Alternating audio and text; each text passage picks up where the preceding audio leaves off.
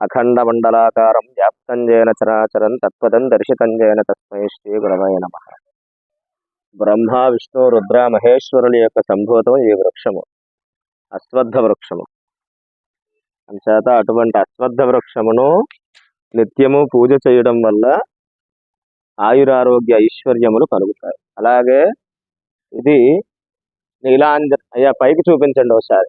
నీలాంజన సమాభాసం రవిపుత్రం యమాగ్రజం ఛాయామార్తాండ సంభూతం తం నమామి శనేశ్వరం. దీన్ని సమీ వృక్షము అంటారు సంస్కృతంలో, తెలుగులో జమ్మి చెట్టు అంటారు.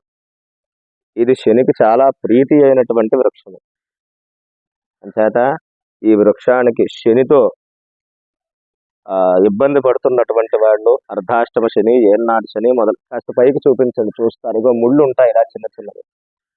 ఈ ఇటువంటి ఎండినటువంటి ఆ కర్ర పుల్లలన్నింటినీ సేకరించి అవి చూపించండి. కర్ర పుల్లలన్నింటినీ సేకరించి శని యొక్క హోమం 19,000 శనికి జపం చేసి శ్యామగ్నిరగ్నిభిస్కర చర్ణస్థపత సూర్య శంబాతో వాత్పరపామపశ్చిత యమాయ సోమగో సునత యమాయ జుహతాహవి యమగోహ యజ్ఞో గచ్చ దజ్ఞదూతో అలంకృత. ఇది శని మంత్రం.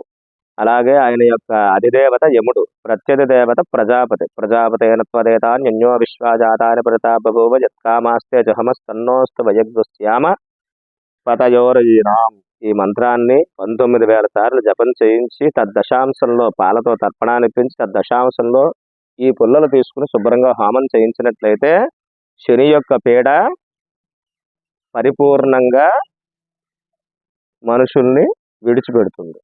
శని కర్మకారకుడు. అంచేత ఆ శని వల్ల ఉండేటటువంటి సమస్త దారిద్ర్యములు కూడా అన్ని తొలగుతాయి. ఓం నమః శివాయ. శ్రీమాత్రే నమః.